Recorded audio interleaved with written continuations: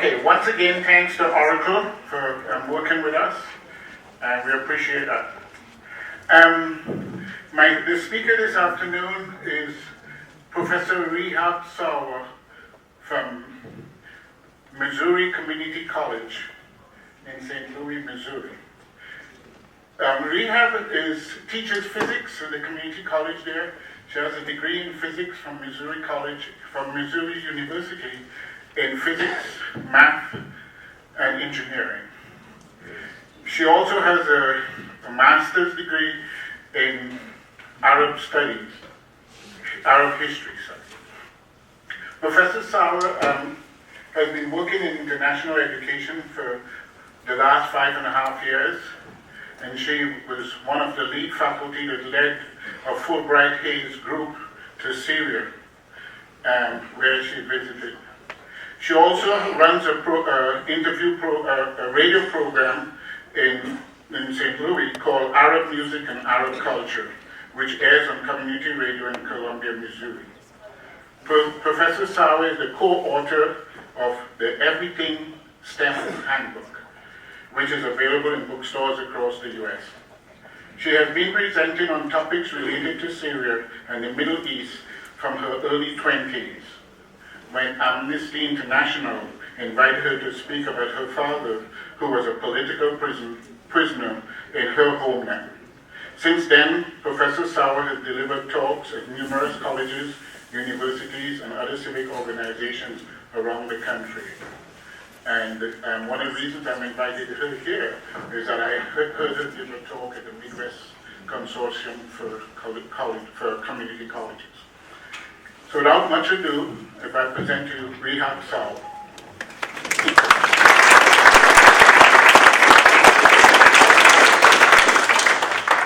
Thank you, Adolf. Can you all hear me well? Is this too loud or is this okay? Okay, terrific. So people ask me, how come you're doing this talk on Islam and ISIS? One of the many hats that I wear is that I also teach Islam at a theological seminary school in St. Louis, which is called Eden Seminary School. I have a little bit of feedback, so I'm going to turn the microphone down.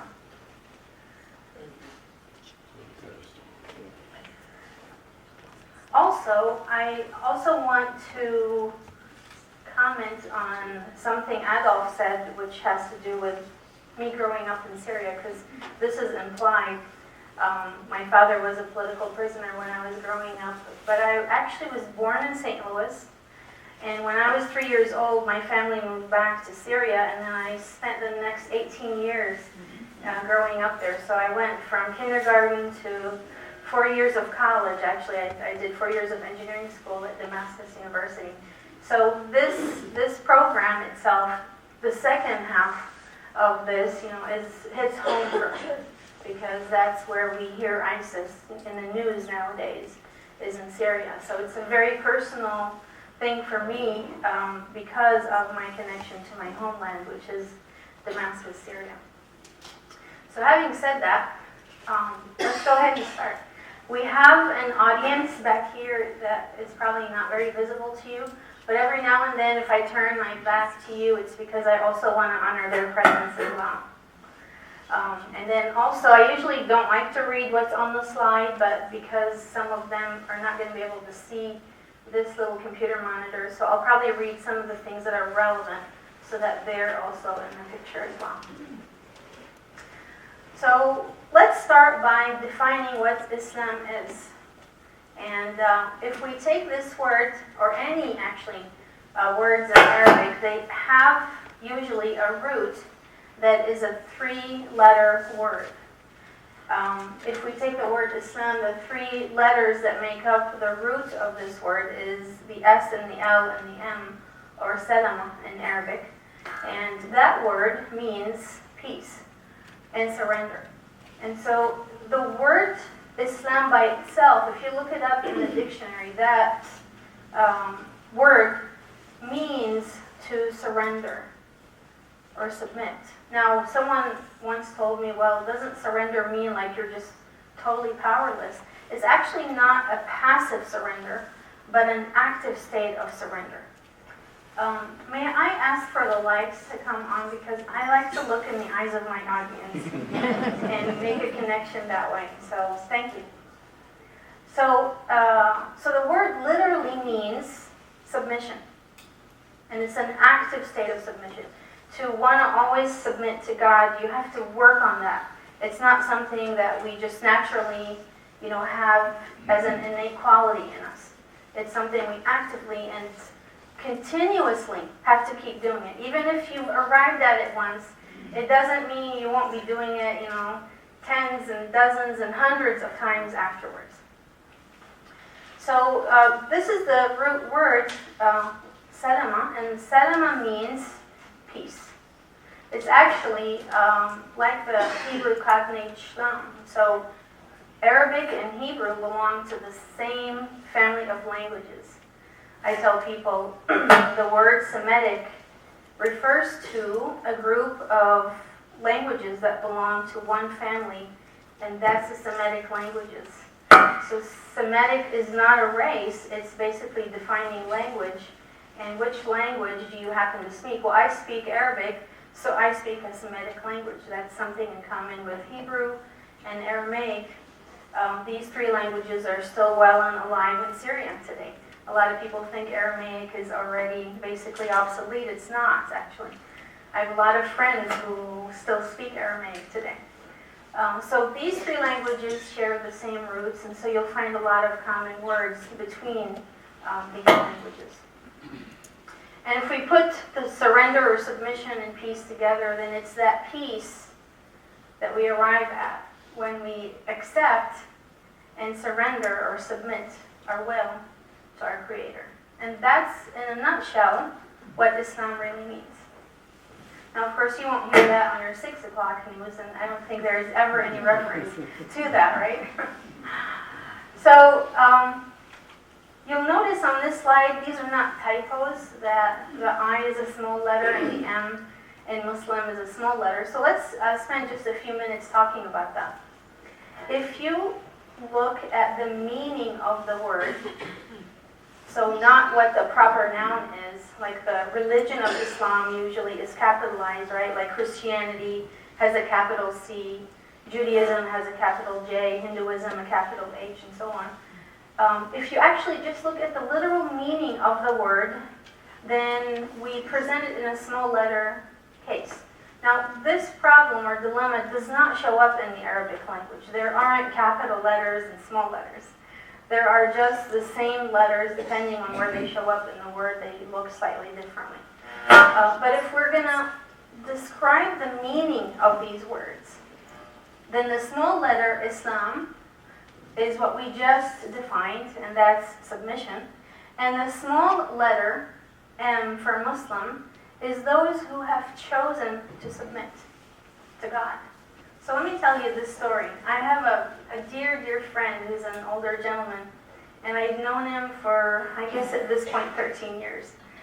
He asked me about maybe 8 years ago, he said, help me understand what Islam is, because I listen to the media and I don't see anything that resembles you, and I've known you for a long time. And I said, okay, so let's have this dialogue that went on actually for a whole year. He's someone who's an avid reader, so he asked me to give him books and he would read. And we would email each other back and forth. And so one day I got this long email and he said, I finally get it. I understand what you mean when you talk about someone who is a Muslim, as in someone who submits and surrenders their heart and will to God. He said, and by that definition, I am a Muslim too. And I said, you absolutely are, David. You actually embody that quality of submitting to God. And so he's a Muslim in the sense of what the literal meaning of the word is.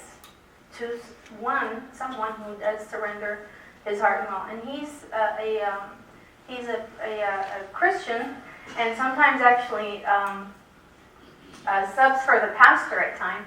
And so it was interesting for me that he would come and tell me, well, by these definitions, that definition fits me very well, because he definitely lives his life in alignment with totally surrendering and accepting God's will in his life. now we turn to the capital letter I and M, capital letter Islam, capital letter M for Muslim. And now we're using these proper nouns, and so what we mean by that is the capital letter Islam is the historical Islam. The Islam basically, that is the religion that was established by the Quran through Prophet Muhammad. And then those who would be Muslims, the way we would define them with the capital M in English, would be those who basically follow the teachings and the religion that is established by the Quran itself. And so that's the distinction if you are going to draw a distinction. For me, there is no distinction because, and I love this statement that I once read, Houston Smith, who is one of the historians who wrote about the religions of the world. He said, we all seek the same mountain summit. We just take different paths to get there. And that's the philosophy that I adhere to fully. And when I look at people with different religious backgrounds, I don't see the religious backgrounds. I see people's hearts. And the heart knows the same thing, regardless what your race, religion, language, etc. So let's define a few words that you hear about in the media. Someone once told me, well, you worship a different God. You worship Allah, and we worship someone else. We worship God. And I said, well, actually, in Arabic, in the language Arabic, the word God is Allah. So what that means is, if you encounter a Muslim or a Christian or a Jew in the Middle East, they all, when they pray using the word Allah. Even my atheist friend, he swears by Allah. So he still uses that word, even though he uses it in a different format. But he still uses that word. And so the word Allah is the word for God in Arabic. Like in German, the word for God is Gott, right? In French, it's Dieu. In Arabic, it's Allah. And so it's not a different entity. It's referring to however you want to define. As a physicist, I usually say it's the organizing principle in the universe. because in order for a universe to come into this level of order, there has to be an organizing principle. In order for this body to come into this level of order, the human body, there has to be. Something had to do work to create something that's orderly, because the second law of thermodynamics tells us everything moves towards chaos, or basically higher entropy. And so there has to be a designer to create something that is orderly the way that we see the universe, in my belief. So now let's define the other part of the title of this talk, and that's ISIS. So ISIS is an acronym, right? And it stands for the Islamic State of Iraq and Syria. So you take the first four letters, boom, you get ISIS. You probably heard Obama refer to it as ISIL, right? And that's just, rather than say in Syria, then it's the Islamic State of Iraq and the Levant, which is, again, that part of the world where Syria sits, the current day Syria sits. And then most recently, ISIS decided that they don't want to be called by ISIS, but they're called by IS, or Islamic State. Now, what's interesting is that this group also has an acronym in Arabic. الدولة الإسلامية في العراق وسوريا. And if you take the first four letters, they're called Daesh. You might have heard that. They're starting to use that in the media now in the US, where they refer to them as Daesh. Now, when I first heard of Daesh in 2013, I said, that is not even an Arabic word. What does it mean? And other Syrians would say, we don't know. When I looked it up and I realized it's an acronym. And I thought, well, that's weird. That's not a tradition in that part of the world. It is not a tradition to use acronyms in that part of the world. If an organization or an entity or something like that comes into existence, they usually just have a name, and if it's too long of a name, they take maybe the first two words and use that to refer to the organization. So it's very puzzling for me to know that this group has an acronym which is not a tradition for the region, but in both languages. So I'll leave that for you to ponder what that means. So let's move on forward. So this is the map that shows us the region that we're talking about today. So if we look at this big map up here in the upper right corner, this is shows you where the Middle East sits between Africa, Europe, and Asia. And then if we expand the Middle Eastern region and zoom in on where Syria and Iraq is, I'm basically going to discuss or talk about and refer to the regions in northeastern Syria and northwestern Iraq. So yes, ISIS has made it as far south, to the, not just central, but a little bit further south in Iraq. But they mostly have a stronghold in the northwest in Iraq and in the northeast in Syria. Now, as a side note, the northeastern part of Syria houses a very significant Christian population. Up until when the unrest in Syria started, and people refer to it as a civil war, I totally disagree with that, but that would be another talk we can have. It's an unrest in Syria. Up until that year, 2011, March 2011, there was about 25% of the population that were Christians in Syria. My best friend is a Christian, and I have lots of friends who are Christians. Syria is one of those countries that is very diverse, not just religiously, but ethnically as well. So you find people from different ethnicities and different religions living there, and they have been, their ancestors have been for hundreds and more, years, thousands of years, and intermarried with each other, by the way. So they're not segregated the way that you would imagine.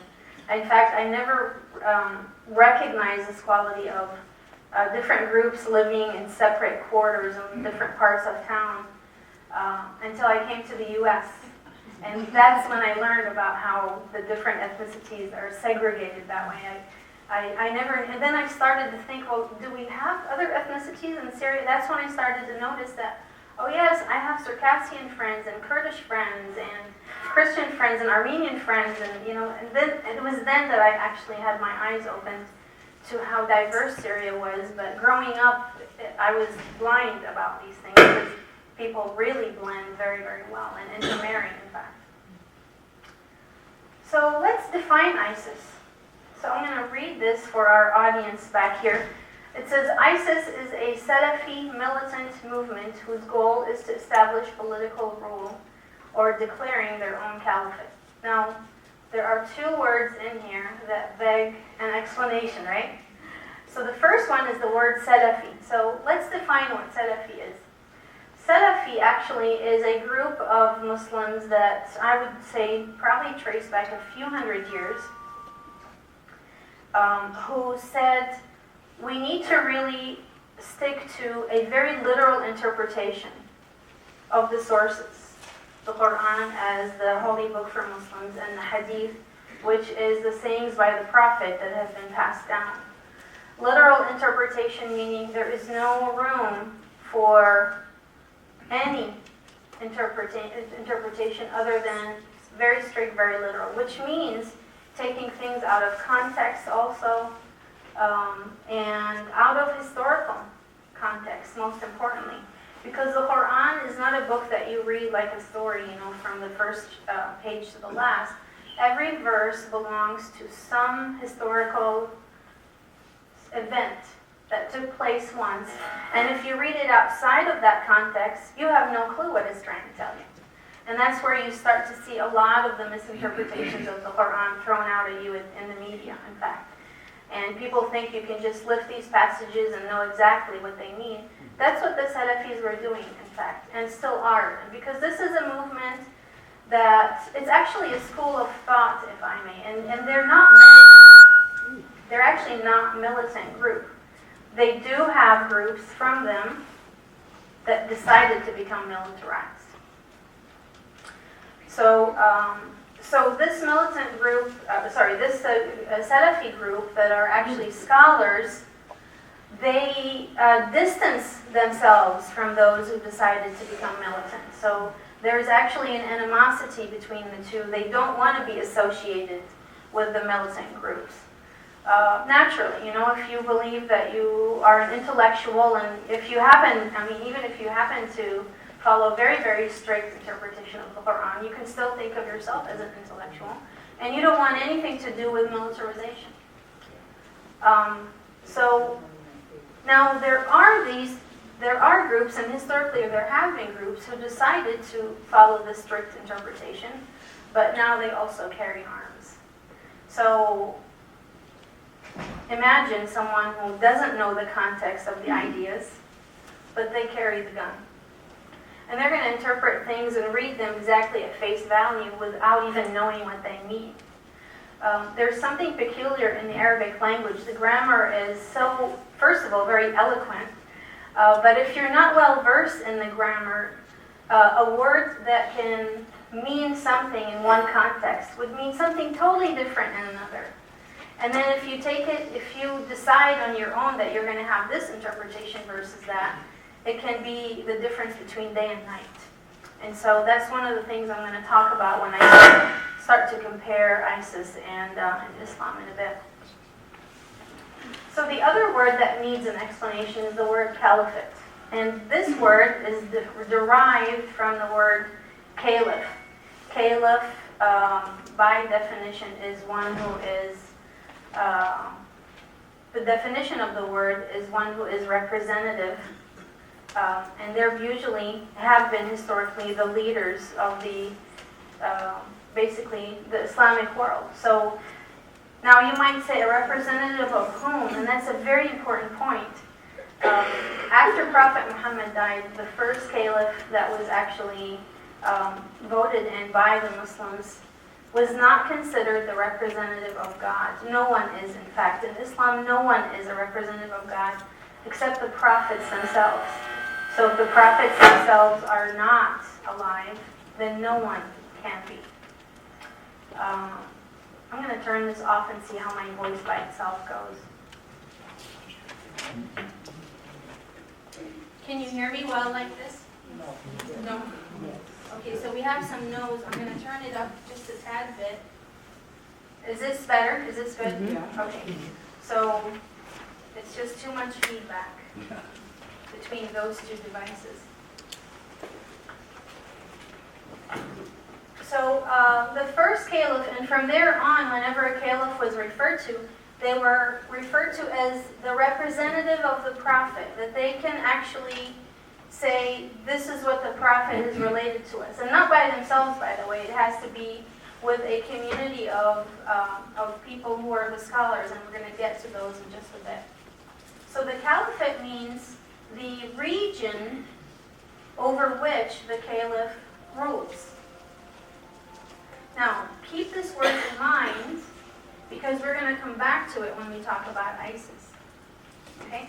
So, ISIS, again, is a Salafi, basically a group that adheres to very literal understanding of the Islamic sources, that's militarized, and whose goal is to establish their political rule, basically establish a caliphate. And they actually, that's what they call out when they do their video propagandas and all of that. They're actually putting these words in there that mean something else to Muslims.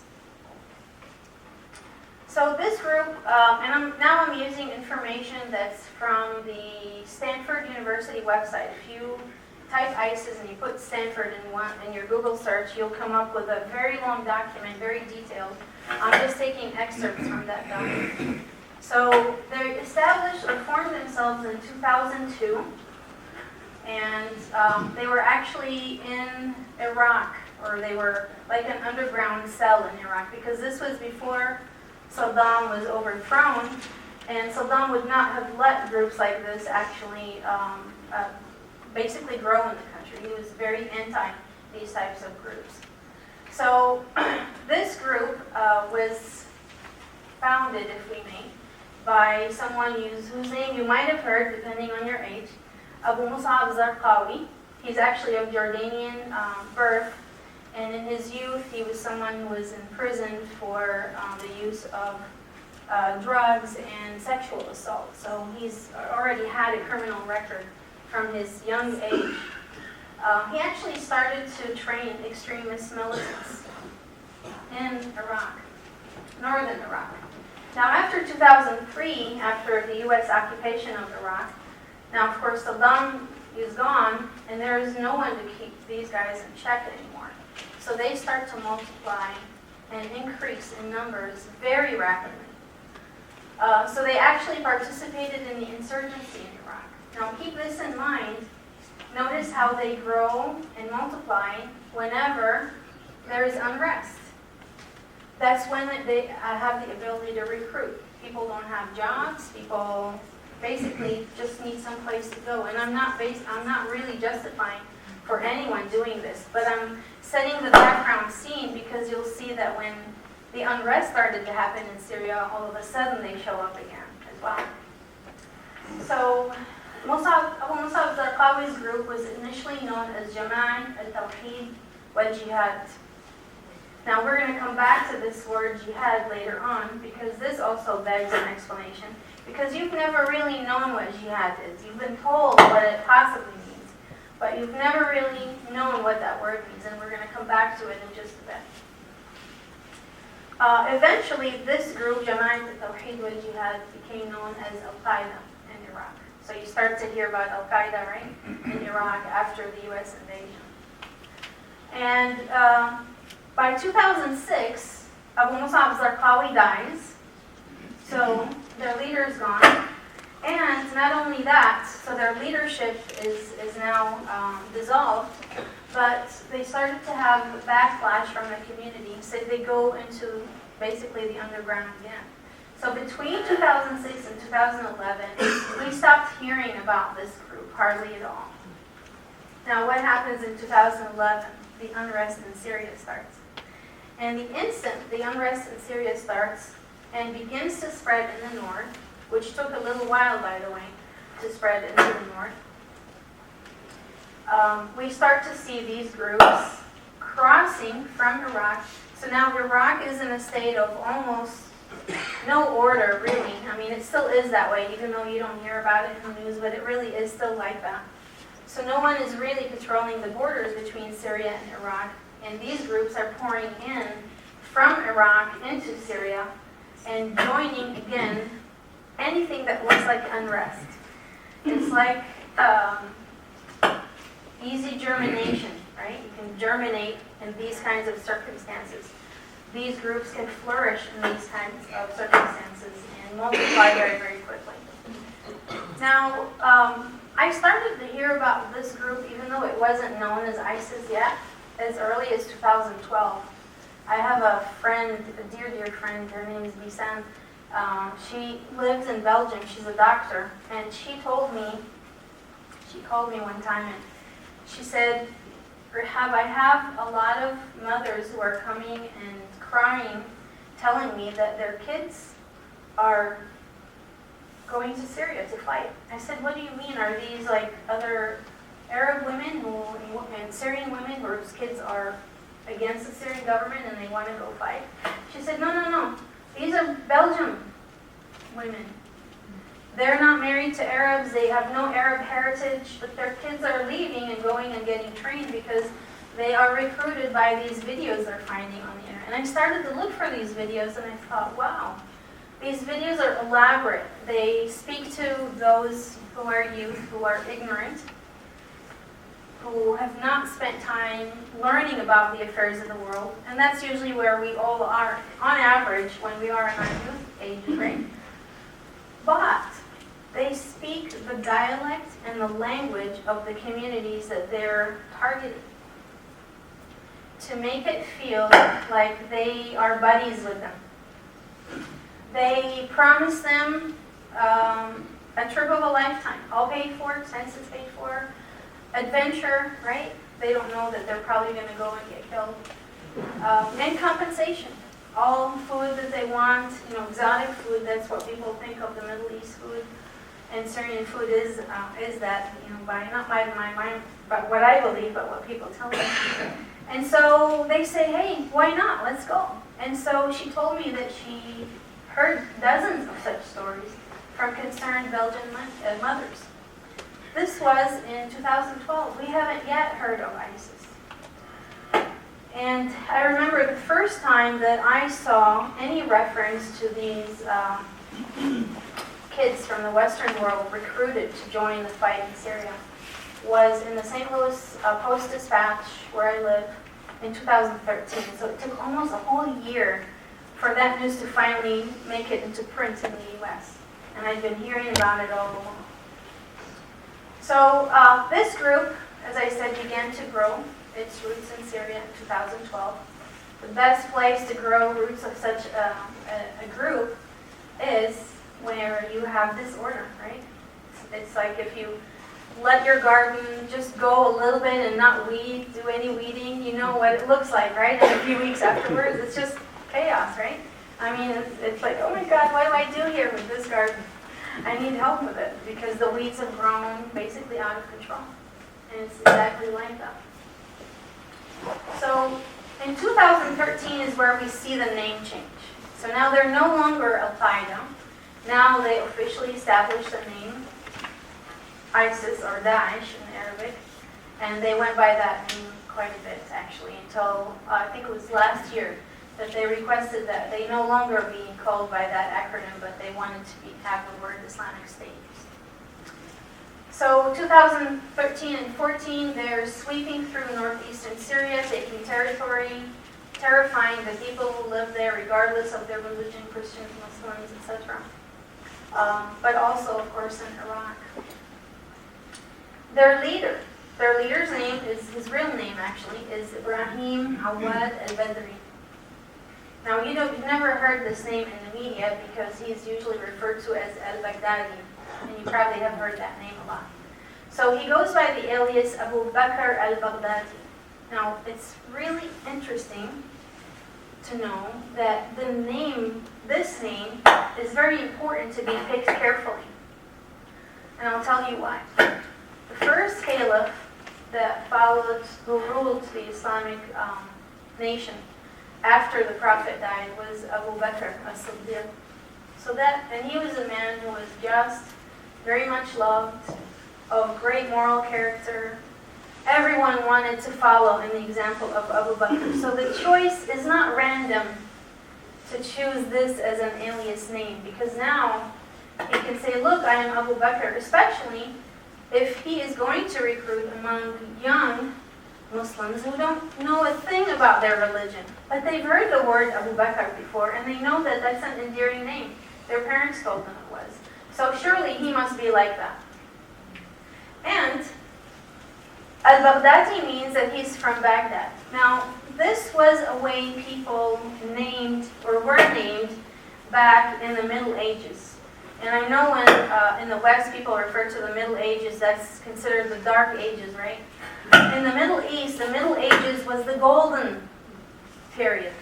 That's when science flourished. That's when you start to see universities built, medicine basically improved, hospitals are built. I mean, observatories built. All of that became packaged and went to Europe, allowed for the Renaissance to come about. The Renaissance was modeling after what the Middle East did during the height of their golden ages, and that was the Middle Ages. So during that time period, it was very common that someone would be called, like I would be called Rihab the Syrian, as-Suriyan, rather than Rihab Sawah, because they didn't go by the last name, but by the region you came from, because the Islamic world at that time was basically had pluralism in two senses. In an ethnic sense, where people from all the different ethnicities contributed in society, but also religiously as well. So it mattered to know, well, did he come from here or did she come from here? And so that's how the names were established. And then eventually became last names that people kept in their family. Now, to use this model from the Middle Ages, again, he's borrowing that heritage that everyone looks upon as the golden era, attaching it to the name Abu Bakr, and now you think, wow, this must be some superior being. I want to follow that. If you have no clue about religion, if you just heard snippets growing up, this word, this name is basically trying to sneak its way into the psyche of these young kids and hoping that it finds a fertile soil to plant itself. So it's not by accident that he chooses this name rather than go by his real name. So again, the region we're talking about is this region in northeastern Syria and northwestern Iraq, so specifically right here between basically the region that shares this long border between Syria and Iraq. So a word about Sharia is probably really important here.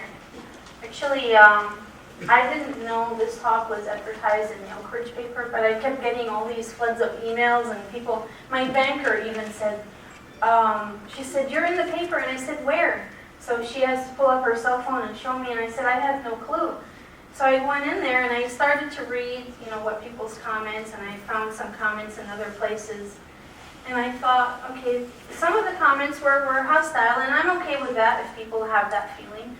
I respect people's feelings, because when we don't know, we're afraid, right?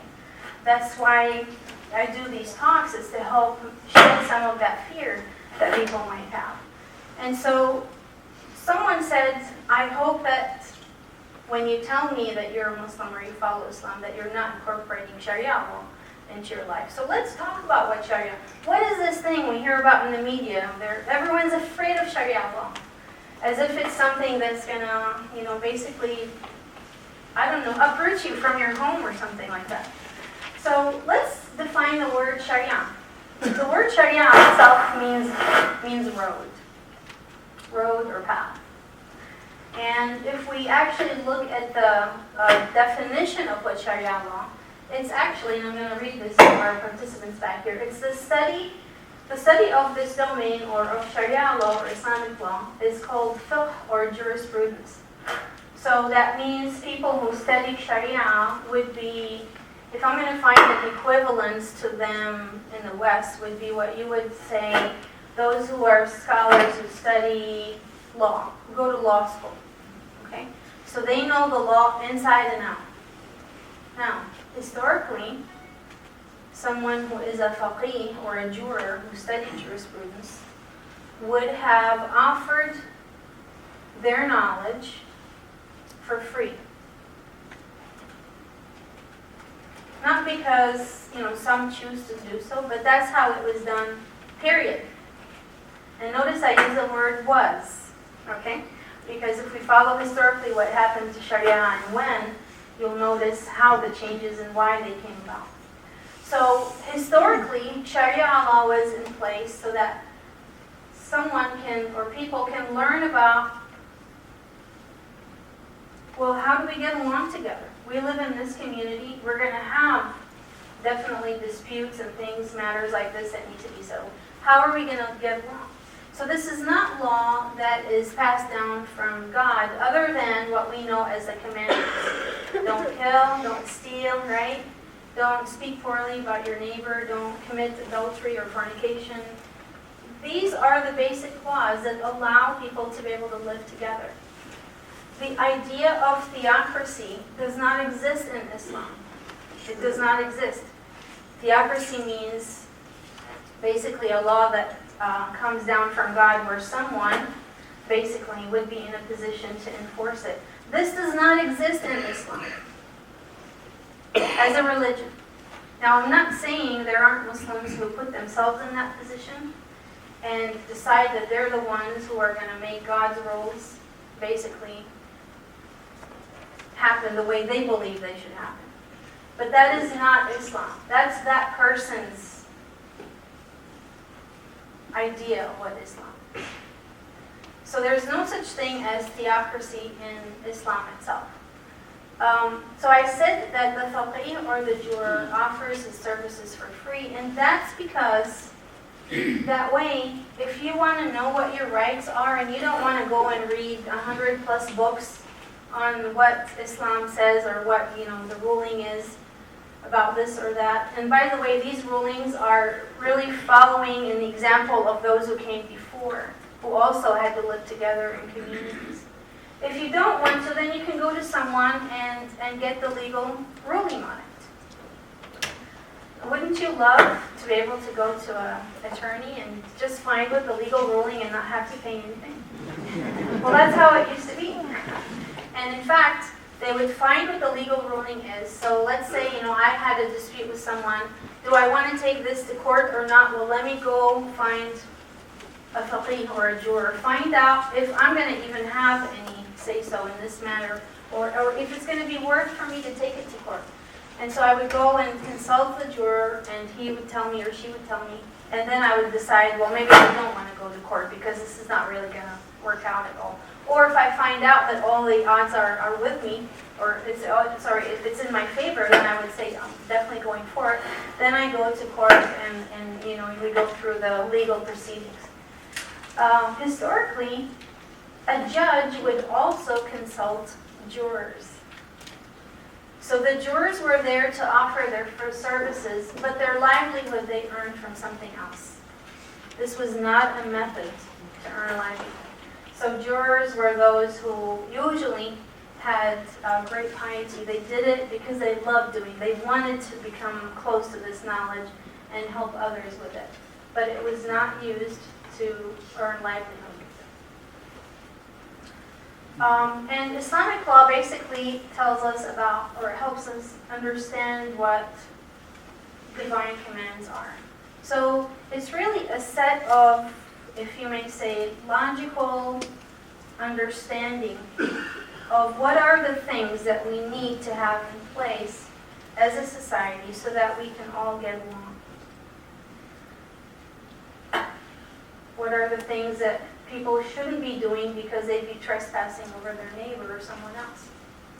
And so it's the same laws that you know about as the commandments. There is nothing different about Sharia law that you don't already know. So the sources in Sharia or Islamic law are actually 4 sources. The first one is the Quran, which is the holy book for Muslims. The second one is the Hadith or the Sunnah of the Prophet, basically following an example. So if something happened, a dispute of sort, and if we can go back and find an exactly similar dispute back in the days of the Prophet, this is how we settled it, so we'll settle it this way today. The third one is what we call ijma or consensus. So if a situation comes up that does not look like anything else that's happened before, then usually the scholars or those who are knowledgeable in Islamic law would if they or once they arrive at a consensus in how they can settle this dispute, then this would be one method. So that's the third one. And then the fourth one is what we call qiyas, and that's through the analogy from the first 3 sources. So if this situation is analogous to this other situation, maybe it can be settled like this. So it's really settling issues that come up among people. That's what Islamic law really is. Now, people tell me, well, that's not what's practiced in countries like Saudi Arabia. And I say, well, when I teach Islam at Eden Seminary in St. Louis, I tell my students, there are Muslim countries in the world. There is no Islamic country in the world.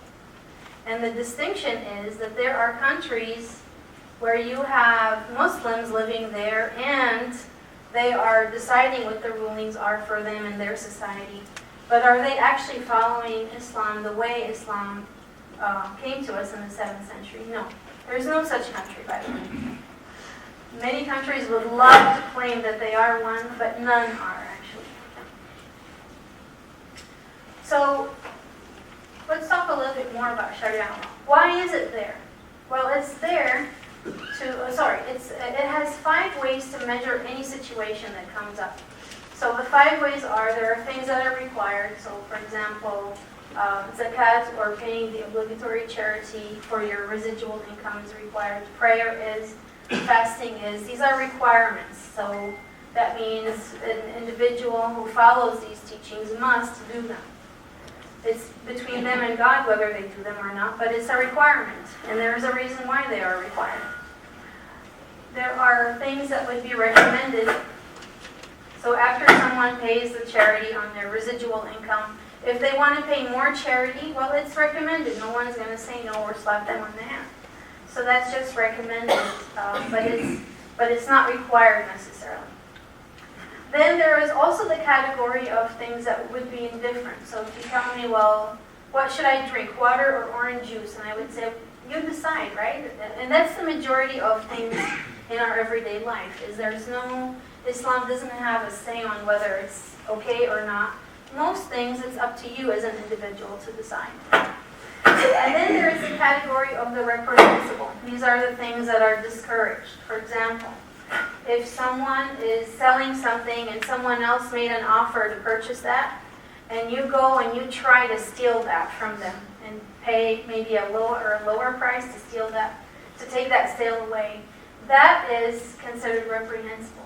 It's not punishable, but it's frowned upon. It's reprehensible. God doesn't like that. He wants things to be done in an honorable way. And then there's the category of those things that are forbidden, like killing is forbidden, suicide is forbidden in Islam, drinking alcohol because it takes away the intellect, and all kinds of things can happen when the intellect is out the window. And what I'm going to talk about for the remainder of my talk is only those things that are in the forbidden category as I compare ISIS to Islam. So the others I'm not going to refer to. But Islamic law is there to preserve 5 important things that every human being needs to have in his or her life. The first one is the preservation of religion. In fact, this country was founded on that, right? Because people have the right to practice their own religion. And not only that, Sharia law is in there to guarantee the preservation of religion of every individual in society, regardless of their religion. Everyone has the right in Islamic society to practice their religion, regardless what it is. Islam protects the rights of every individual to practice, whether they're Hindus or Muslims or Christians or Jews or Buddhists, you name it. And actually protects all of these places of worship if it is an Islamic state. That must be protected. And historically, we've seen many, many examples like that. The second human necessity that needs to be preserved, and Sharia is in place to guarantee its preservation, is the preservation of life. That's why killing is prohibited and punishable. And life is dear, right? That's why we have all these laws that have to do with whether it's homicide or along those lines. The third thing that Sharia law is in place to preserve is the intellect. And that's why using drugs and alcohol are prohibited in Islam. Because you use drugs or alcohol, all kinds of things become possible. You can even kill, right? 50,000 people die every year in the U.S. from drinking while driving, right? That's considered a homicide. So it's for the preservation of the intellect that these laws are there, not because God is this tyrant that wants to, make us do certain things in the tyrant way. It's because that's how we can live together and get along and actually build community together. The fourth thing that Sharia law is in place to preserve is lineage. Everyone has the right to know their lineage. That's why fornication is prohibited. It's forbidden in Islam. Not only people don't know who they belong to, but also it breaks down the family. And the family is the most important structure in Islam. And the fifth thing that Sharia law is in place to preserve is property. Everyone has the right to property and to have their property protected. And so Islamic law is in place to make sure that that happens. And so there aren't really a lot of things legislated in the Quran about how people live their lives. But in terms of property, whenever there is an inheritance issue, these are actually, they show up in the Quran. And the reason is because, and you probably know stories about this, if some wealthy family member dies, and it's not settled who what portion is going to go to, families can break apart. And so these laws are there to make sure that the family unit stays coherent. And so these are the only things legislated in the Quran in terms of Sharia is inheritance laws. Exactly, they're actually mentioned in there. As well as things pertaining to women, because women in Islam, and a lot of people don't know this, women in Islam keep their money. Now you might say, I had a neighbor who said once, help me, Rihab. She's a woman too, she was 7 years old. She said, help me understand how women are in the Middle East, because I hear that you get treated really poorly. And I said, well, we get to keep our money. And she said, what do you mean? I said, no matter how wealthy the woman is, she has no responsibility in terms of spending a dime on the household. That's the man's responsibility. And if the woman chooses to spend her money, it's considered charity. She's charitable. And so that's why there are a lot of women in Islamic history that were very wealthy. And they actually endowed mosques and schools and universities and hospitals because they keep their money. And the list is long, actually, as to what women have in terms of their right, because the first civil rights movement that actually gave a woman her rights equally as a man's was in the 7th century when Islam came. Before that, women were bought and sold and inherited. I mean, imagine if the husband dies, the stepson can inherit the wife. That's how it was back then. And a woman has a say-so. A woman is mentioned in the Quran, the mother, as the most important. That paradise, the rivers of paradise, run under the feet of mothers. So the woman is the most honored. Actually, the most honored woman in Islam, and I know this will come as a surprise to many of you, is Mary, the mother of Jesus, because she is a holy woman and she is considered the most holy woman in Islam. And Jesus, of course, has a very special status. Even the Muslims await, by the way, for the return of Jesus Christ. And the Muslims believe that when Jesus returns, he will return in Damascus, Syria. And so one of the minarets in the Umayyad Mosque in Damascus is named the Jesus Minaret. And so, yes, we're all waiting for the return of Jesus Christ, not just the Christians, but also the Muslims as well. So Sharia law is in place to make sure these things are preserved. These are basic human necessities. So the purpose of it, well, to keep security and harmony in society. Because at the end of the day, even if you have a dispute with your neighbor, you still need to get along, because you're not just going to uproot and move somewhere else because you have a problem with your neighbor, right? I mean, yes, that happens sometimes, but that's not the average. You don't just have an issue with your neighbor and then you just move to someplace else, because you're going to encounter that wherever you go. So the best thing is to actually resolve the dispute and create a sense of security and harmony. And I'm going to mention this later on, so keep in mind, what is the purpose of Sharia law? Is to keep security and harmony in place. And to also make sure that there is justice. So someone, if they've been wronged, then they actually can have justice served to them. And then also to benefit all human beings. And notice I didn't say all Muslims, right?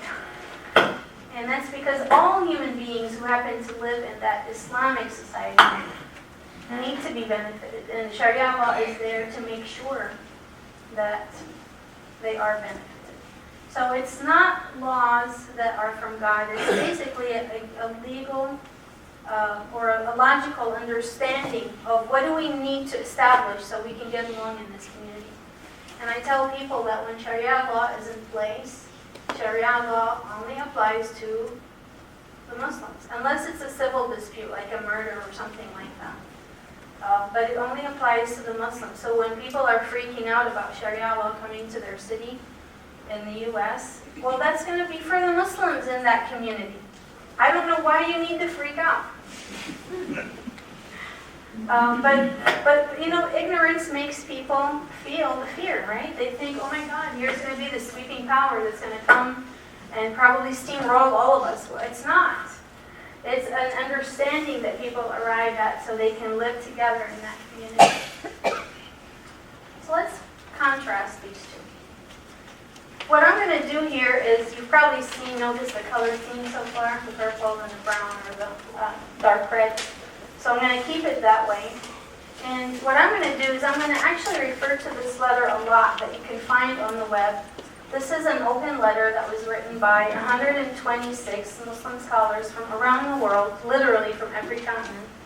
I'm not sure about Antarctica though. And it's a letter that is found at this website. It's about maybe 27 pages long. It's actually 40 pages, but the last 13 pages are the signatures of the 126 scholars that you can read. So if you want to just read the bulk of this letter, and I encourage you to go back and read it. It addresses about 24 points. I'm going to only touch on 10 of them today. And the letter is called To al-Baghdadi, and the fighters and followers of the self-declared Islamic State. And this was written in September 2014, and it's available in multiple languages on this website. Letter to Baghdadi.com. So here's one of the points, one of the 24 points mentioned in this letter. So this is what these scholars, remember I told you these would be your experts in law, right? They're like people who went to law school. They know this inside and out. They said it's forbidden. Notice how I told you I'm only going to touch on the forbidden category in Islamic law. It's forbidden, meaning it's punishable. It's forbidden in Islam to declare a caliphate without the consensus from all Muslims. Not that you rally a certain group around you and, oh, that's plenty, right? Let's go ahead and have a state and call it a caliphate. It's forbidden to do this unless you have the consensus of all Muslims. So what does ISIS do? They are self-declared. And so the word self-declared is very important here because they don't really care if other people that they are governing over really want to have them as governors or not. In Islam, armed insurrection is forbidden in Islam for any reason other than the clear disbelief by the ruler. So if the ruler says, I no longer believe in the belief system you do, and I don't even care what your belief system is, mine is very different, but I'm going to still govern you, that's the only situation that people can take up arms to uproot someone who is leading them. Why do you think it's forbidden to take up arms and overthrow? Why do you think that? Remember why Sharia law was in place? To make sure there's harmony and security. Now, you uproot a leader and you have total chaos. I mean, we look at Iraq today, it still is. That's why the U.S. hasn't gone in so far to uproot the current ruler of Syria, because they're afraid if it's two countries like that in the Middle East, it's going to be a hellhole, basically. So, it's forbidden in Islam to take up arms because you have an issue with this leader. And of course, we see the results of that in Syria. There are people who do take up arms, regardless of why they did that. And what do we see today? An exodus of Syrians, right? 4 million Syrians have already left the country and live in either have made their way into Europe or other countries, or live in refugee camps. In Jordan by itself, the Zaytuni camp houses 1.5 million Syrian refugees. It's like a city by itself. So now harmony and security are gone because some people decided they're going to uproot this particular ruler. Now someone said, even if they are unjust ruler, even if they are an unjust ruler. Again, because if you try to do it via arms rather than via dialogue, it's a breakdown of intellectual discourse when someone has to resort to arms. That's actually the weakest someone can be, is they don't even have the ability to dialogue with you and convince you through a reason and through civil discourse that they're going to make you do it. What does ISIS do? have clear disbelief by the ruler. That they basically say, I no longer follow basically, if this is an Islamic country, and the ruler says, I no longer want to be a Muslim. And I'm going to say that out openly to everyone else, and I'm going to use my own way of ruling that has nothing to do with what you voted me into office with, then that's the only way that they can actually be removed from office. That's what disbelief means. And I'm using the exact wording that shows up in the document. They, of course, go into a lot of detail explaining that in the document.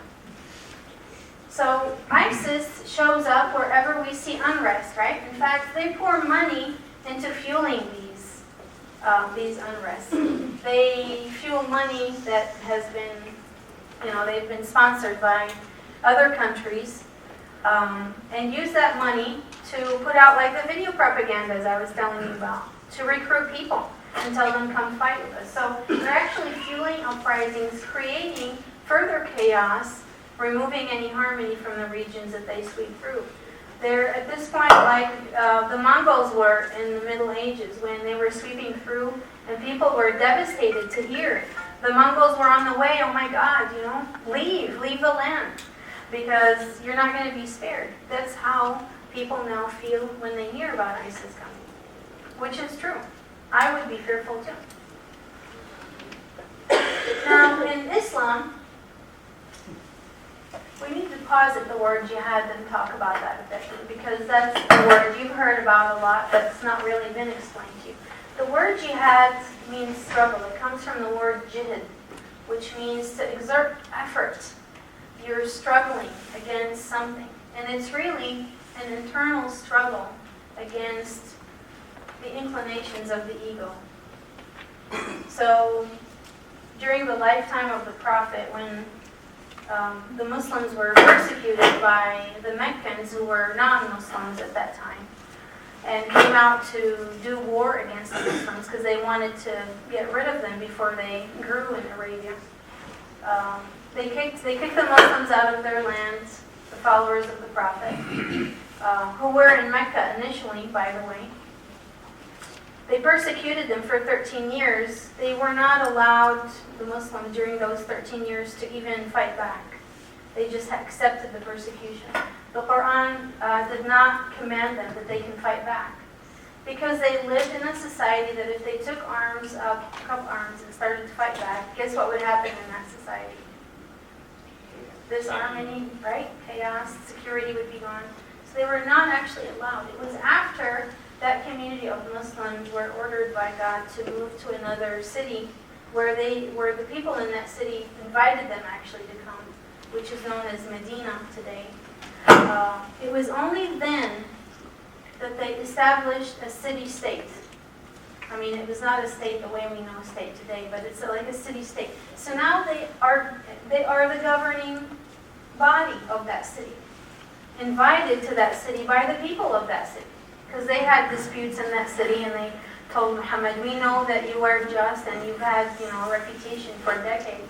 Would you come and govern us and solve our disputes? And he said, sure. And so now they are a state, and once they are a state, God told them when the Meccans came to war against them, because they kicked them out and tortured them and killed a lot of them, stole their property.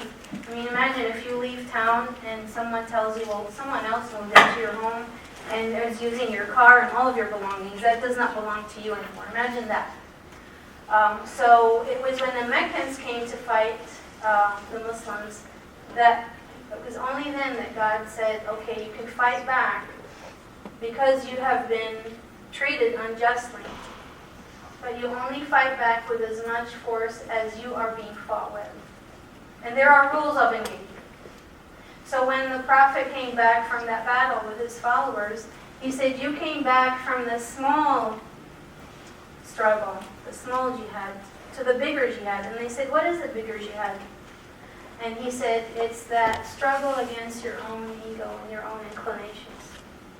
That effort that we have to exert through a lifetime. When something inside your head tells you to do this and this, and you know that that's not going to be good for you. and to exert effort to struggle against those inclinations. That is literally what jihad means. And there were very, very specific conditions under which the Muslims had to take up arms. I'm not saying through the entire history of Islam, because after we see the last caliph, Islam changes a lot from there on. And in fact, Sharia law changes a lot, because once the Ottomans start to rule the Islamic world, well, the Ottomans are centralized in Constantinople, which is current-day Istanbul. But all of their municipalities are all over the Islamic world, so they thought, well, let's centralize things. Before, things were not centralized. Each local government governed separately. They consulted with the caliph, but they never had to revert back to the caliph all the time. So the Ottomans said, well, each community have their own juror. Each community decides their own disputes on their own. We need to centralize that. And what do you mean you go back to a few hundred books to consult and check what they're ruling? Let's simplify it. Let's make it down to maybe 100 books at the most. And all of these people who are going to be jurors, they're going to have to come to Constantinople, get trained by us, and we will hire them to become jurors in those communities. So no longer are the jurors from the community. Secondly, the jurors now get paid. Now, do you think that would affect how people give a ruling? You better believe it, right? So this first centralization and the codification, it's that codification of Islamic law that made a drastic change and departure from the reason why there was Islam, from the reason why there was Sharia. Sharia was there to make sure communities are able to self-govern by themselves. Now here's a government that's saying, no, let's centralize that. We're going to train you all our way and pay you to do it our way. And then when the colonial countries, the European countries, colonized that part of the world, they said, what do you mean consult 100 books? Let's simplify it even more. Let's break it down to, let's say, 40 sources. And brought in their set of codification of how the laws are set in Europe, superimposed these on what was already codified in the Islamic world. And now you have nothing that looks like Islamic law or Sharia. It's really more like European law superimposed onto Islam to look like that. Everything taken out of context. The people who are doing the rulings are not even from the community, so they don't care if the community falls apart. There is this harmony in it, and it changes completely. And so when you hear about Sharia law, I tell people, you don't really know about Sharia law. What you know is how it became packaged by the West when they colonized the Islamic world back in the 1800s and the 1900s. So Jihad tells us about that struggle, that inner struggle that you want to do something, you know it's not good for you, it's not to benefit you or others, and you have to exert that effort to not do it. So, as I said, if the Muslims have to defend themselves because someone is not threatening to wage war on them, they're on their way. Okay? To threaten is not enough to actually take up arms.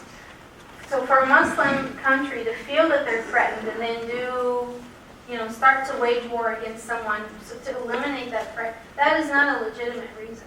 They have to be basically on the verge of being annihilated, and then they can take up arms in self-defense. And that's because human life is to be preserved. It's important to preserve human life.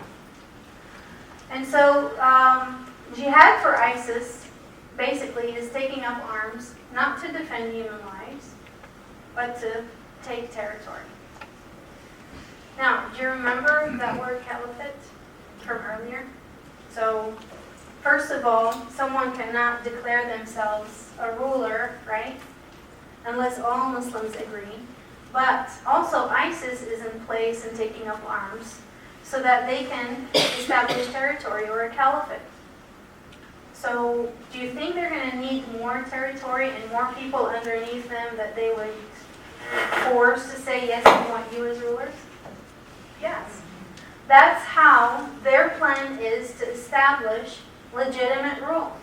It's not legitimate, but in their eyes they think it is we're going to coerce the population, we're going to sweep as much territory as we can under our watch so that we can establish a caliphate or a legitimate rule, which is not legitimate, of course. So if arms have to be taken up by Muslims, there are rules of engagement, by the way. That women and children not be killed, the elderly not be killed, animals not slaughtered unless someone needs to eat, that trees would not be uprooted or cut, and that there would be no prisoners of war. So only a legitimate ruler in Islam can actually call to jihad. It is forbidden in Islam to call someone to that form of armed jihad if that nation is threatened and they have to defend themselves, unless someone is a legitimate ruler. And that's why ISIS needs to establish legitimate rule, because then they can say, let's call for jihad. Because we're under threat. Everyone's trying to bomb us. They're forgetting, of course, why in the first place they were trying to bomb them, right? So, as I said, only in self-defense is jihad actually acceptable. What does ISIS do? They declare themselves, as I said, leaders, and they launch offensive wars. So they're going into territories people didn't invite them to come and govern. Killing, slaughtering, burning, mutilating, all of that, terrorizing the population into submission. So here are the proper rules of conduct when there is a necessity to fight back because your life is actually threatened and you need to defend yourself. And of course, remember, only a legitimate ruler can call for jihad. When back in the days when we used to hear the name Osama bin Laden, right, in the news, and him calling to jihad, well, he can call to jihad all he wants. He's not a legitimate ruler. He's just a person. He actually has no right to do that in Islam. It is forbidden for someone like him to call for jihad. And for people to follow him thinking that they are doing the right thing, and they're not. It's forbidden. Forbidden means it's punishable. So here are the rules of engagements. Not harming civilians, especially women, children, the elderly. Not harming people of other faiths. In fact, protecting not just the people of other faiths, but also their places of worship. No prisoners of war. None. If people are captured, release them. Give them food and water of the kind you like to eat. Not military food. And release them. That, of course, we don't see with groups like ISIS, right? I mean, when they caught that Jordanian pilot, you've all heard, I don't know if you've seen, it's a horrific scene to watch how he was burned alive, right? So not only did they keep him as a prisoner of war, they conducted the worst thing a human being can do to another. In Islam, in the Quran, in chapter 5, verse 32, it says, whoever kills a human being, it is as if he had slain all mankind. And whoever saves one, it is as if he had saved all of mankind. And all mankind, regardless of religion or ethnicity or race or sex, any of those. In Islam, it's forbidden to kill emissaries and ambassadors, diplomats, meaning people like journalists and aid workers. And we've seen one after the next, starting with James Foley, right? Killed at the hands of ISIS. Stephen Sawah, his mother begged for mercy. And I'm going to come back to the word mercy at the end of the presentation because this word is very important in Islam. She begged for mercy, and yet they wouldn't grant her their son. And then aid workers like David Haynes and others after that. And in Islam, it's forbidden to disfigure the dead and do any acts of mutilation of the body. And what we see is mutilated corpses, decapitated heads. In fact, they play with the heads a round of soccer with it as if it's nothing, with total disregard for that human life that they just took, but also to treat it and to treat that body very disrespectfully. And it's also forbidden in Islam to declare people non-Muslims, which is known as takfir in Arabic, unless that person openly basically declare that they're a disbeliever. So if someone, you don't think that their faith is right, you have no right to say, well, you're not a real Muslim. That's not your business. That's no one's business. That's between an individual and God. And what does ISIS do? They declare people non-Muslim all the time. In fact, this is an exaggeration from some Salafi scholars, this matter of takfir. So the Salafis, if someone doesn't exactly follow their interpretation, which remember is very strict, very narrow, very out of context, then you are not considered a real Muslim. And that's a very Salafi-like. The Wahhabis are like that in Saudi Arabia. The Wahhabis are a Salafi movement, by the way. And so if you don't exactly adhere to their way of interpretation, which is very literal, then you're not a Muslim. I would not be considered a Muslim in their eyes because I don't cover my hair. So there have been examples of people who did act like ISIS earlier in the history of Islam. These are known as the Kharijites. The Kharijites meaning the breakaways. That's what the word literally means. There are about 6,000 of them. And this happened back in the 36th year after the migration from Mecca to Medina. So within just 3.5 decades after the Prophet had migrated, just almost less than a decade and a half after the Prophet's death. During this time, the Prophet's cousin and son-in-law was the fourth caliph, Ali, Imam Ali. And during that time period, what happened was he was the caliph, but he had a dispute with the governor of Syria, Muawiyah. And what Ali said is, let's go and talk to, have a group of mediators mediate this issue we have. Like people, if they're married and they have marriage problems, they go to mediators. And this is very common in Islam. Before people file for a divorce, they go to mediators and try to see if they can settle this disagreement so that maybe there is a chance to keep this family intact. So Ali said, let's resort to mediators to resolve this dispute between us, and maybe then we will just be fine.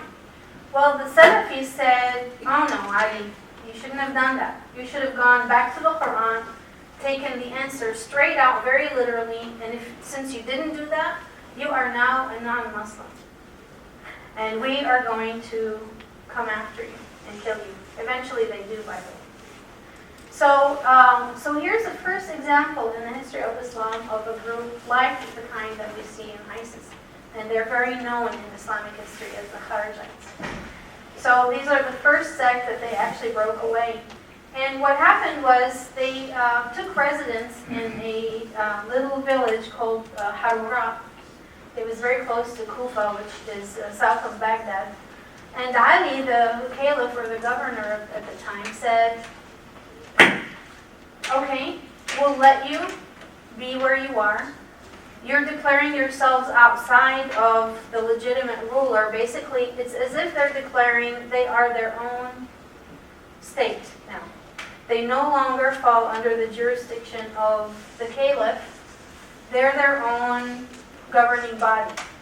Now, we had a group like that in the United States, if you remember, in the 1990s, who decided that they are their own governing body. They're outside the federal government. They were in Waco, Texas. I'm sure a lot of you remember that name, right? David Koresh.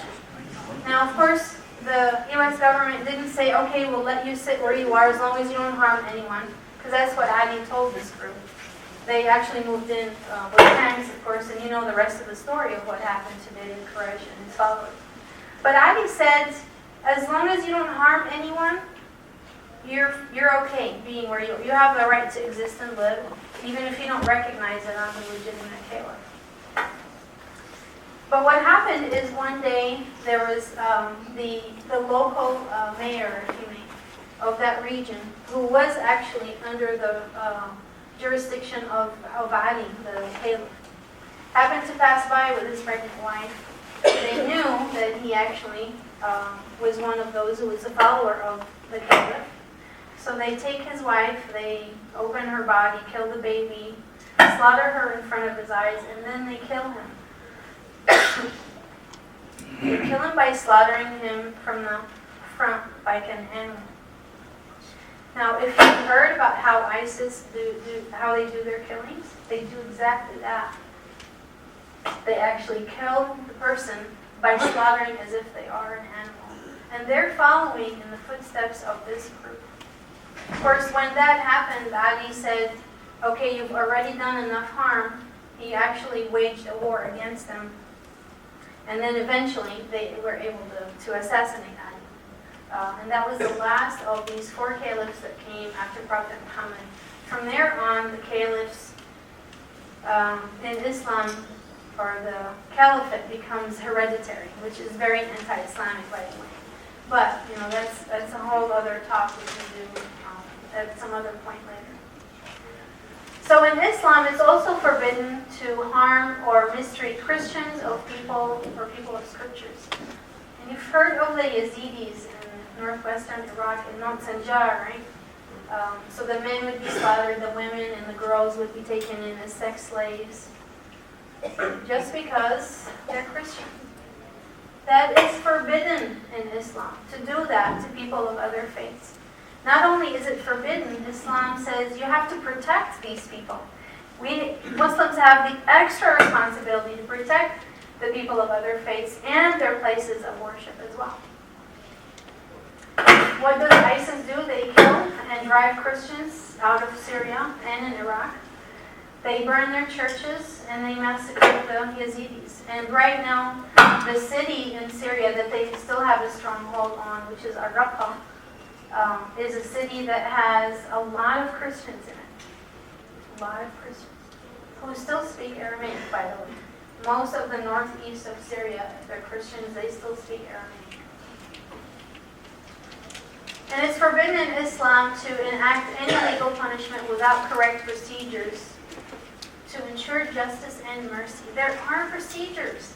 You can't just decide to have a kangaroo court right there on the curbside, and you decide. And I've seen videos of people assassinated and killed like that. A woman in Aleppo, when ISIS made it in there, who had to resort to prostitution to make a living. Right there on the curbside, they're telling her that's against Islamic law, and boom, and you see her body drop to the floor in a blood pool underneath. That is forbidden in Islam. That is not Sharia law. That is forbidden to do something like that. It's very anti-Islamic to do that.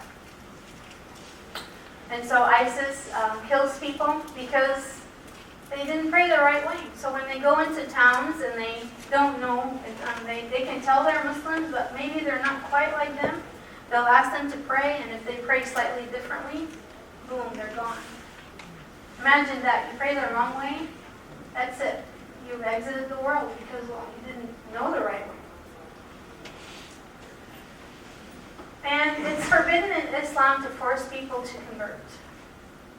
And ISIS, of course, as we see in Raqqa and Deir ez-Zor and other places, they not only coerce Christians to convert, but also try to convert other Muslims to their way of doing Islam. In the Quran, in chapter 88, God says, "You are not a taskmaker, master over them," speaking to Prophet Muhammad, that all you do is you bring a message. You're not the taskmaster. You don't have to make sure they do anything with it. You just deliver it. In another verse in chapter 2, God says there is no compulsion in religion. And if these people are taking literal passages out of the Quran, well, this is just a literal translation. I'm not sure if they're even skipping over this. And in fact, the Quran speaks of people like those who take only some parts and leave others. So somehow they leave behind these verses. They don't want to see them or read them or be reminded of them. And finally, it is forbidden in Islam to attribute evil acts to God. And what we see ISIS doing is killing in barbaric ways and then yelling, Allahu Akbar, God is great, as if they're saying that they're doing this in the name of God. And that is forbidden in Islam, is to attribute acts that are evil to God. So I mentioned that I want to come back to the word mercy. Mercy in Islam takes precedence. Mercy is an essential attribute of God, not wrath. Wrath is only something that comes up when creatures do things that acquire the wrath of God. But it's not an essential attribute of God, while mercy is. The prophet tells us that God made 100 parts to mercy. He only put one part in human beings, which is in the womb of the woman, because the word for womb is derived from the word mercy.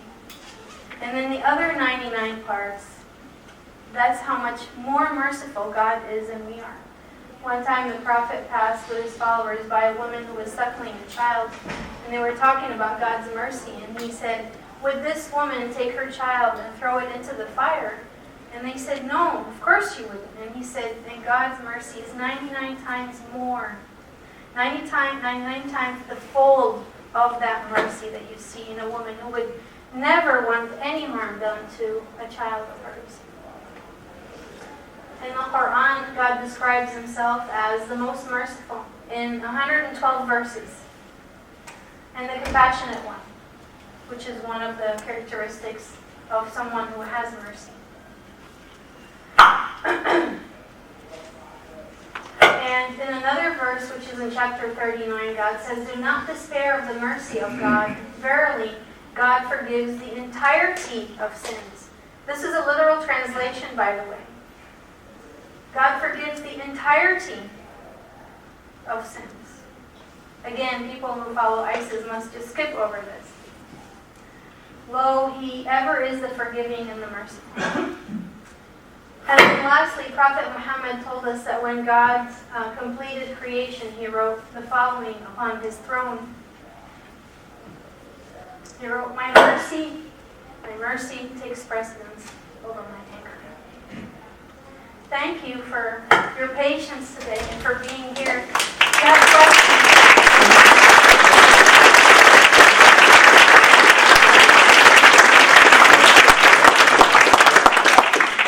Thank you so much for being here. You mentioned the open letter where 126 scholars have written to ISIS, essentially denouncing them. Right. Can you tell us about other efforts, organized efforts from the Muslim community? Yes, thank you for that question. Thank you. You know, my husband asked me that question, and I say, there are statements that go out every day. One organization in the U.S. is known as CAIR, C-A-I-R, the Council on American Islamic Relations. I get their emails every day. But guess how many of these statements make it to the media? Not just CAIR. Other Islamic organizations do that. What I've seen recently, by the way, in St. Louis, because Muslims are tired of not having this voice heard, but only voices like ISIS heard and showing up on the media. What I'm seeing in St. Louis is billboards now that they're actually buying advertisement time that would say, you know, that we, the so-and-so Muslim organization, are against such and such. You know, this one, no one can hide, right? If you spend the money to buy this advertisement, then it shows up. But there is, it's as if, and I don't know, is it not newsworthy or is it organized by the media that these voices will not be given a spot in the evening for 6 o'clock news? I have no idea. Thank you for that question. Prior to hearing about Al-Qaeda and ISIS, some of the Jihad and we should tell them Russian. Do you have any idea?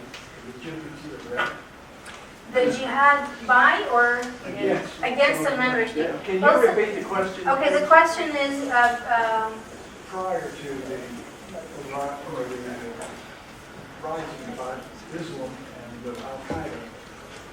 of ISIS and Al-Qaeda. Okay, so before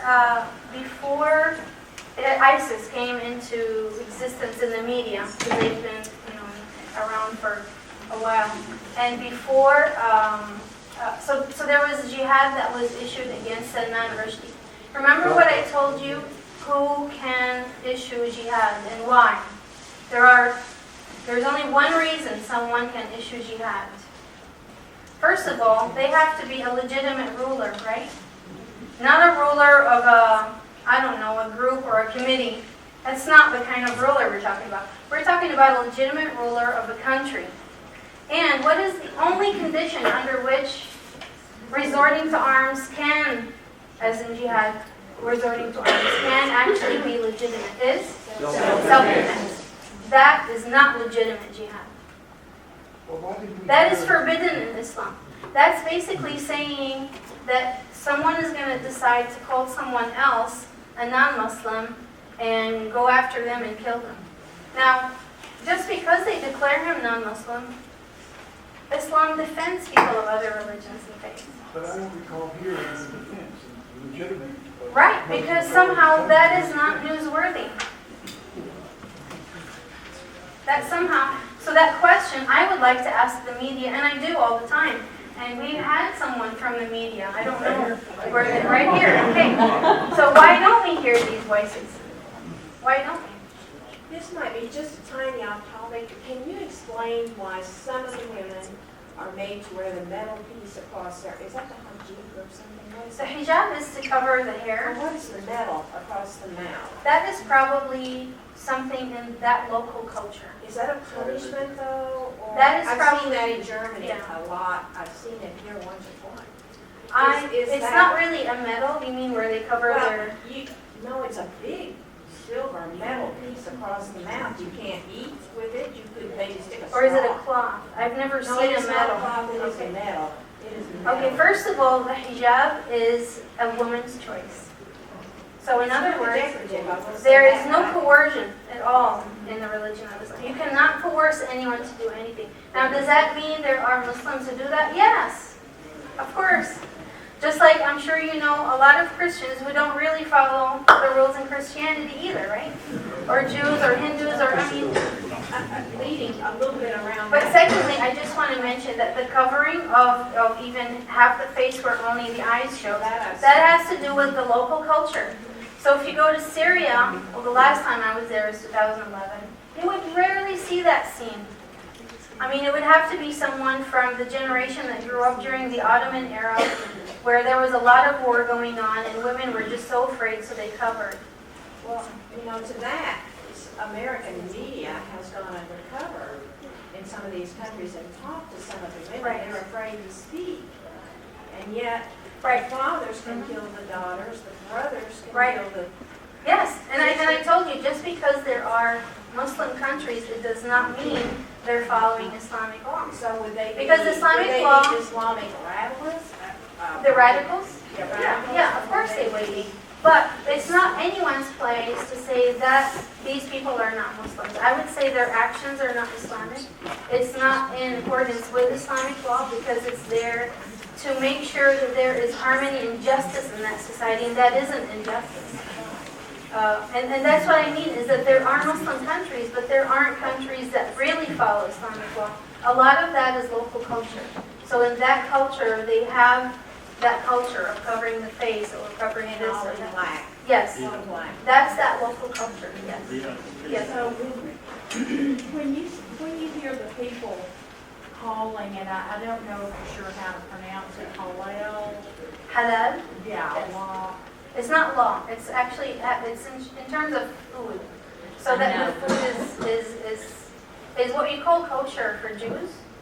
It's the word halal It's a for... way of killing animals. Are you saying that the standard Islamic community does not kill animals that way? In Islam, it is forbidden to eat the blood of an animal. And the way animals are slaughtered in the West, often the blood stays in the veins, and that is not permissible for Muslims to eat.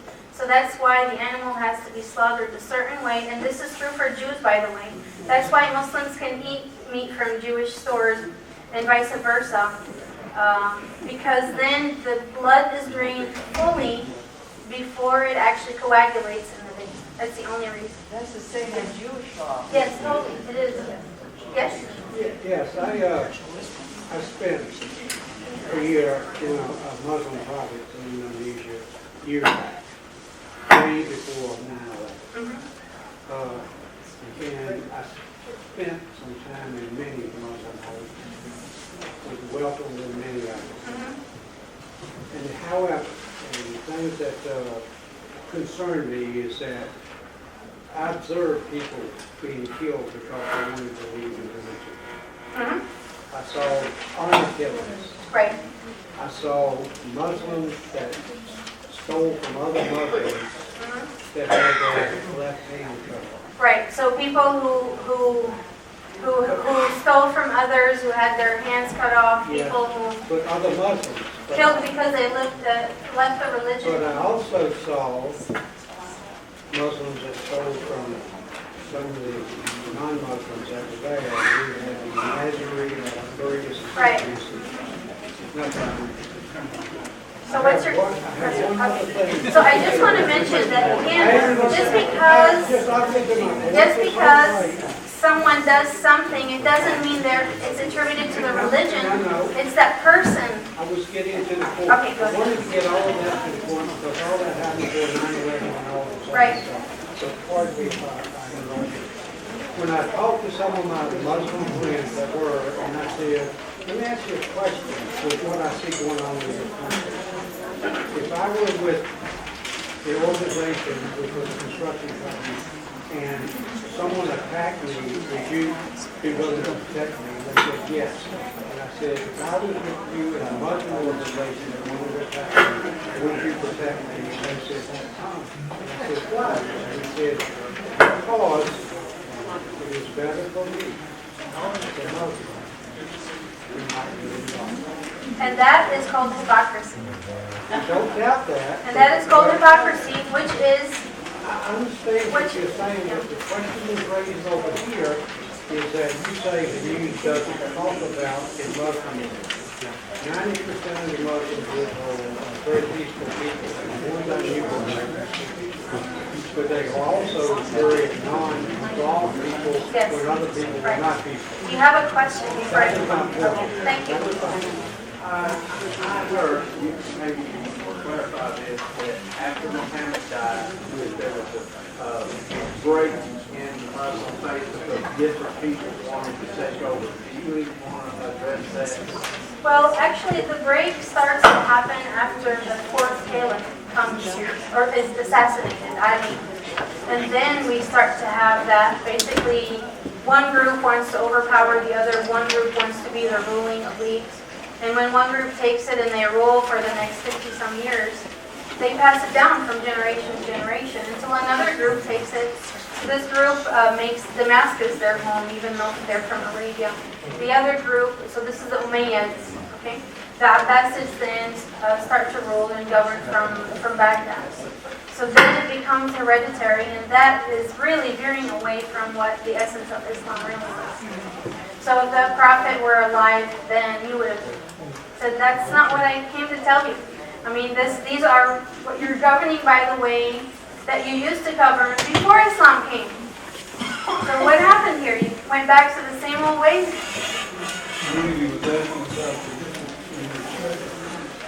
The difference between the Shias and the Sunnis would be like the difference, thank you for coming, between Catholics and Protestants. So basically there was a split in mainstream Islam that took place where people said, no, Ali was the legitimate ruler, and he should have been the first caliph that followed the Prophet Muhammad rather than Abu Bakr. But then the split comes a few generations, or not a few generations actually. It's within that generation when they grow up, the younger generation, and they decide that the dispute happens over how the Prophet's wife Aisha actually took sides against Ali. And then those who were following Ali and believed in Ali, and those who believed what Aisha said, and then the split becomes bigger and bigger. It's like an earthquake that creates a little split in the ground, and it gradually, becomes bigger and bigger over the centuries. What do you think about the statements made by or attributed to Donald Trump and Ted Cruz about Muslims? Which one specifically? Well, Cruz saying that Muslim leadership should be controlled, Trump saying that Muslims shouldn't be allowed in the country.